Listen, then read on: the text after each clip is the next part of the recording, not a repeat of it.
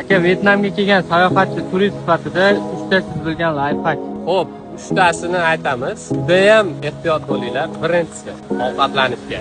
Ya'ni halol taomni topish oson emas ekan. Ovqatlarga yaxshiroq e'tibor berib qo'yishingizni tavsiya qilamiz. O'zbek, qirg'iz, qozoq oshxonalari juda ham ko'p, topsanglar bo'ladi. Ikkinchisi, sim karta. Vyetnamga kelganinglarda har bir tur kompaniyani gostinishni gidi bo'ladi. Ular o'zini sim kartasini o'tkazishga urinishadi. Ya'ni 10-15 dollargacha. Tashqariga chiqsanglar, hattoki 5 dollarga xarid qilishingiz mumkin. VIP, ya'ni VIP o'sha kelgan muddatinglardan to'liq kuniga 12 gigabaytdan berar ekan, bemalol yetadi. Uchinchisi, sohilga kelganinglarda albatta quyoshdan himoya qiladigan krem olishni unutmanglar. Sababi bulut to'sib qolgani bilan quyosh ko'rinmagani bilan badaningizni kuydirib qo'yishi ehtimoli katta.